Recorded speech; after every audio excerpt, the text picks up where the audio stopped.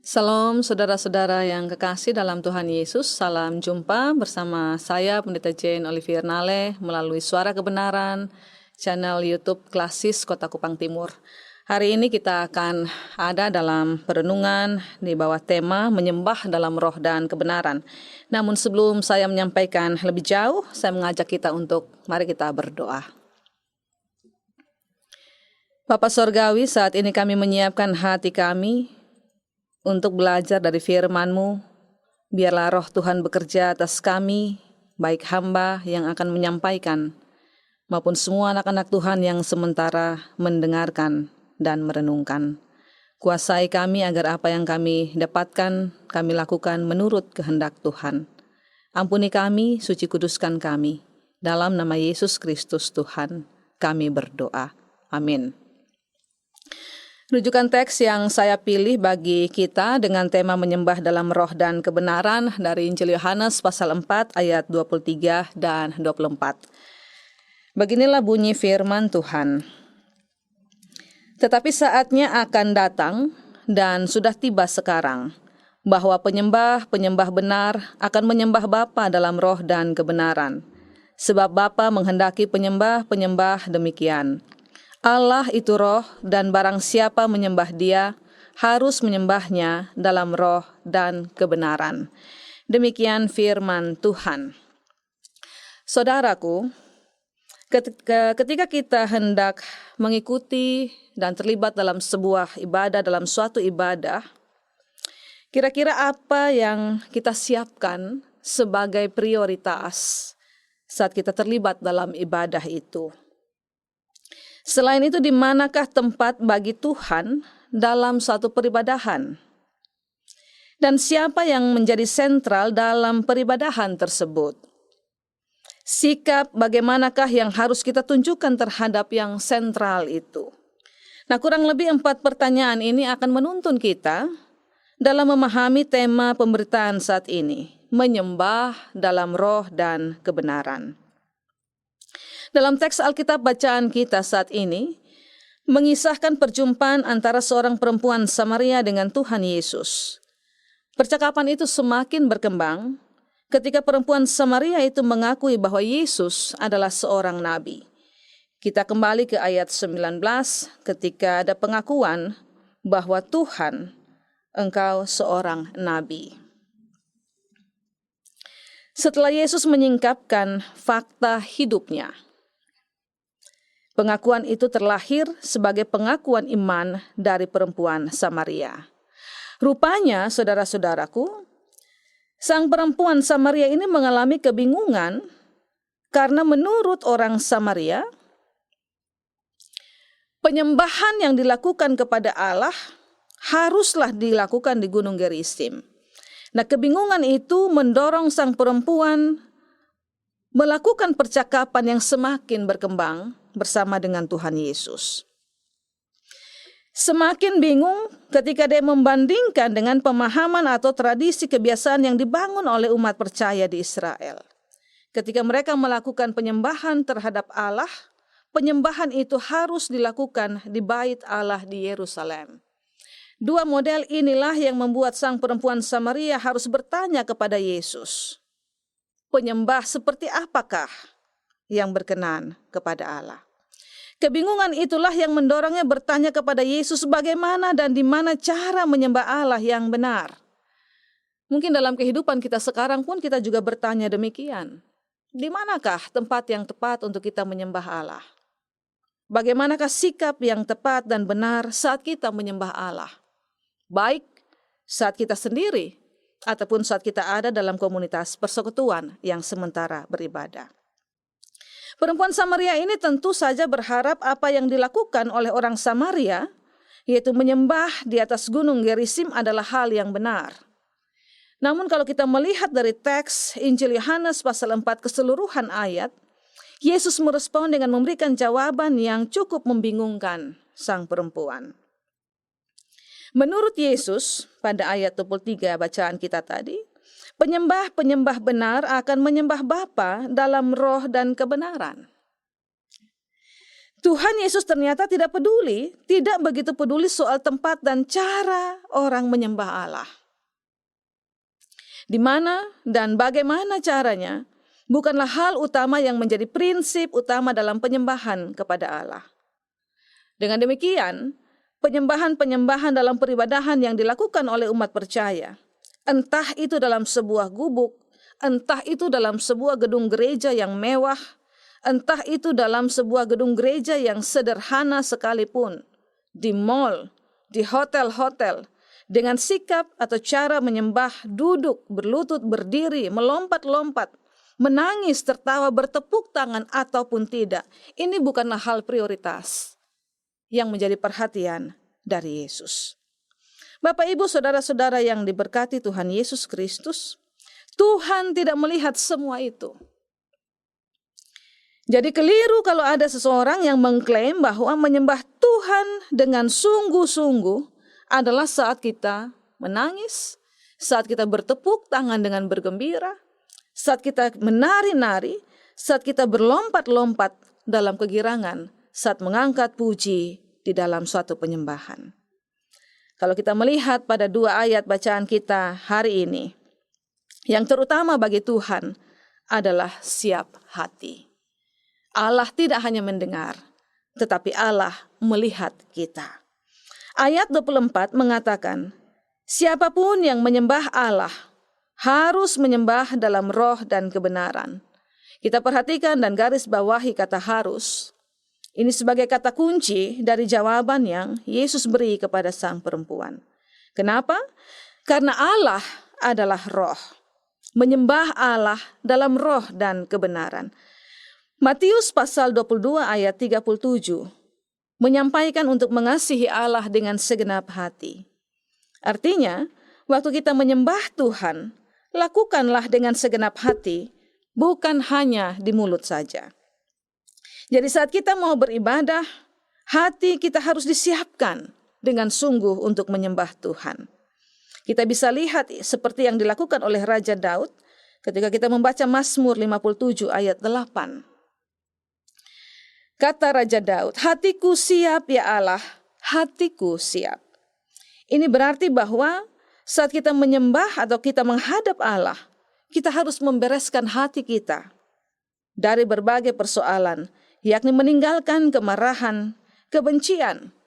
Tidak ada drama di hadapan Tuhan, karena Allah yang kita sembah, Allah yang tidak bisa ditipu.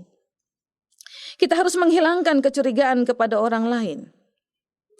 Masuk, terlibat dalam sikap hidup menuduh orang yang tidak sungguh-sungguh karena tidak bertepuk tangan atau bergoyang. Saya pernah punya pengalaman dalam sebuah ibadah. Ya, ketika ibadah itu dilakukan dengan metode yang penuh dengan semangat, mengangkat pujian bersama dengan tari-tarian, bertepuk tangan dan sebagainya. Lalu sang pemimpin pujian mengatakan, Anda harus bertepuk tangan untuk menunjukkan kesungguhan. Bagi Anda yang tidak bertepuk tangan, Anda tidak menyembah Tuhan dengan sungguh-sungguh. Saudaraku, kalimat itu cukup mengganggu orang-orang yang duduk dekat dengan saya. Karena itu berarti bahwa kesungguhan seseorang diukur dari bagaimana seseorang mengangkat puji dan hormat bagi nama Tuhan dengan sikap bertepuk tangan dan bergembira. Tetapi kalau kita merujuk melihat pada teks ini, kesungguhan dalam penyembahan Allah bukan terletak pada metode kita. Entah itu duduk, berdiri, bertepuk tangan, ataupun tertawa, menari dan sebagainya. Tetapi pada sikap hati kita, kesiapan hati kita dalam penyembahan. Tidak ada drama, tidak ada tipu muslihat. Ada keterbukaan yang sungguh untuk memuji dan menyembah Tuhan. Karena itu penting sekali ketika kita ada dalam sebuah komunitas persekutuan, kita harus menghilangkan kecurigaan kepada orang lain. Bahkan menuduh orang lain tidak sungguh-sungguh karena persoalan tepuk tangan dan sebagainya. Kita harus memiliki hati yang murni mau menyembah Allah. Bukan karena ada apa-apanya terkait kepentingan kita. Jadi penyembahan yang kita lakukan bukan supaya kita diberkati, tetapi karena kita sudah menerima berkat Tuhan dalam hidup kita. Nah, kalau hati kita sudah benar-benar siap menyembah Allah, saat hati kita benar-benar siap menyembah Allah, secara otomatis kita akan masuk dalam langkah yang kedua, yaitu menyembah Allah dengan segenap jiwa kita. Jiwa kita harus dibangun. Kalau jiwa kita sudah dibangun, kita akan mudah bertepuk tangan, menari, mengangkat tangan tanpa perlu disuruh, tanpa perlu dikendalikan, tanpa harus didikte oleh orang lain yang memandu kita dalam sebuah penyembahan. Pikiran kita tidak akan lari kemana-mana ketika hati kita benar-benar disiapkan ada dalam penyembahan. Jiwa kita akan menggerakkan kita menyembah Allah dalam roh dan kebenaran. Bapak, Ibu, saudara-saudara yang diberkati Tuhan Yesus Kristus. Yang kedua, penyembahan benar harus menyembah Allah dalam kebenaran. Kalau tadi poin pertama kita memahami menyembah dalam roh, poin kedua ini kita akan memahami penyembah benar harus menyembah Allah dalam kebenaran. Yohanes 14 ayat 6 mengatakan, Yesus adalah jalan dan kebenaran dan hidup. Artinya, menyembah Allah dalam kebenaran pertama-tama harus dilakukan di dalam Yesus. Menyembah Allah dalam kebenaran berdasarkan Yohanes 14 ayat 6, pertama-tama harus dilakukan di dalam Yesus, karena Yesus adalah jalan dan kebenaran dan hidup. Bukan harus di gereja, atau bukan harus dalam sebuah gedung yang mewah. Juga bukan ketika kita ada dalam persekutuan dengan jumlah yang besar. Tetapi menyembah Allah dalam kebenaran artinya menyembah Allah di dalam Yesus, sang jalan dan kebenaran dan hidup. Gereja hanyalah wadah, tempat yang dipakai untuk mempersekutukan orang percaya. Karena itu, saudara-saudara, kasus pembakaran gereja bukanlah soal bagi orang Kristen. Bukanlah soal yang harus digembar-gemborkan, yang harus diributkan. Karena tanpa gedung sekalipun, orang percaya bisa melakukan penyembahan kepada Allah. Kita mengenal dalam tradisi Gemit ada istilahnya gereja Padang, ya, kebaktian Padang. Beribadah dengan beratapkan langit. Gedung yang kita pakai adalah alam pemberian Tuhan, dan di alam yang terbuka itu kita dapat melakukan penyembahan, peribadahan kita kepada Allah. Kedua, menyembah Allah dalam kebenaran berarti harus jujur kepada Allah, harus jujur kepada diri sendiri, dan harus jujur kepada orang lain. Karena Yesus adalah jalan dan kebenaran dan hidup.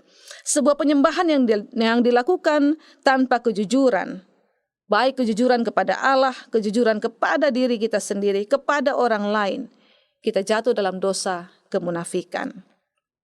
Artinya apa, saudara-saudaraku? Bisa saja kita mengangkat puji-pujian dengan hati yang terlihat sungguh-sungguh, tetapi sebenarnya dalam hati kita masih menyimpan kemarahan, kita masih menyimpan dendam, kita masih menyimpan akar pahit, kita belum menuntaskan konflik, persoalan dan dendam kita baik kepada orang tua, kepada saudara-saudara kita, kepada sahabat kita, kepada tetangga kita, kepada orang-orang yang ada di sekeliling kita, kepada musuh kita sekalipun. Bereskanlah itu. Saudara ingat ada satu ayat dalam Alkitab mengatakan, kalau engkau membawa persembahanmu ke altar Tuhan, ke mezbah Tuhan, kembalilah dan selesaikan persoalanmu dan persembahkan itu bagi Tuhan. Kenapa? Kembali ke ayat kita tadi. Penyembahan yang dilakukan haruslah dilakukan dalam roh dan kebenaran.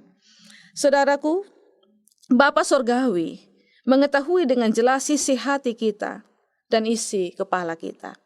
Dia tahu waktu kita benar-benar memuji Dia, dan Dia juga tahu dengan benar saat kita tidak sungguh-sungguh memuji Dia. Dia tahu sikap kita. Karena itu Tuhan memberi peringatan yang bisa kita baca dalam Injil Matius pasal 7 ayat 21. Bukan setiap orang yang berseru kepadaku Tuhan, Tuhan akan masuk ke dalam kerajaan sorga, melainkan dia yang melakukan kehendak Bapa-Ku yang di sorga.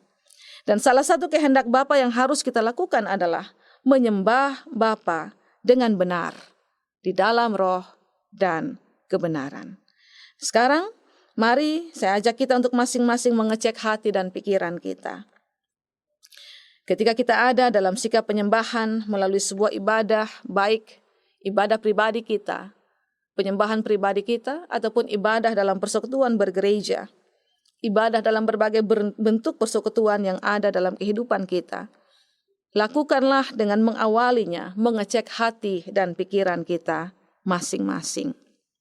Ingat, seruan dalam Injil Matius 7 ayat 21, bukan setiap orang yang berseru kepadaku, Tuhan, Tuhan, akan masuk ke dalam kerajaan sorga, melainkan dia yang melakukan kehendak Bapa-Ku yang di sorga. Allah tidak hanya mendengar, tetapi dia melihat. Prioritas adalah Allah melihat.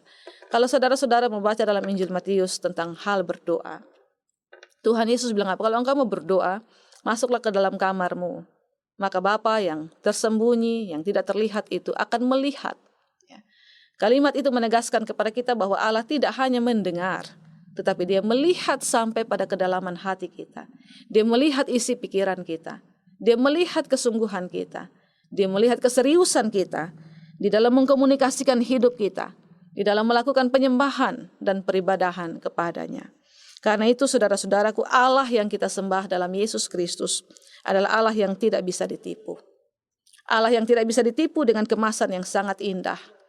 Seperti sebuah kado yang dibungkus dengan sangat indah, penuh warna, terlihat bagus dari luar, tetapi di dalamnya kosong dan hampa. Janganlah kehidupan kita, penyembahan dan peribadahan kita seperti itu. Ingatlah kesaksian dalam kitab Galatia pasal 6 ayat yang ke-7. Jangan sesat. Allah tidak membiarkan dirinya dipermainkan. Karena apa yang ditabur orang, itu juga yang akan dituainya. Sembahlah Allah dalam roh dan kebenaran, karena Bapa menghendaki penyembah-penyembahan yang demikian.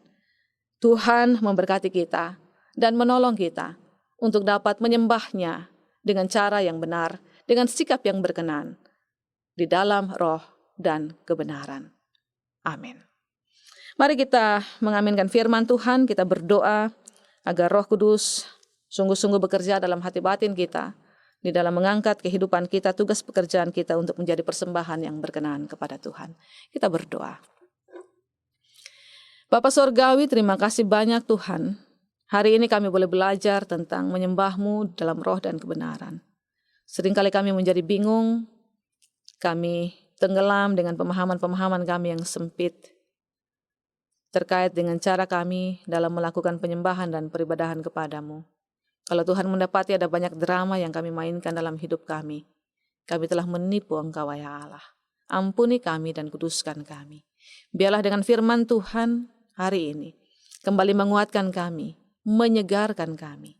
Sehingga ketika kami menjalani hidup kami selanjutnya, kami sungguh-sungguh memperhatikan pesan Tuhan untuk kami lakukan dengan setia dalam kehidupan kami, menjadi persembahan yang berkenan di hadirat-Mu. Bantu semua kami untuk dapat melakukan penyembahan yang berkenan terkait dengan sikap hidup kami, terkait dengan penghargaan, penghormatan kami kepadamu dan kepada sesama kami.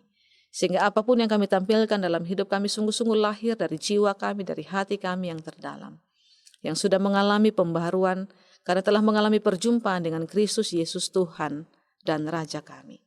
Ini kami Bapa, semua orang percaya yang tersebar di berbagai penjuru dunia ini.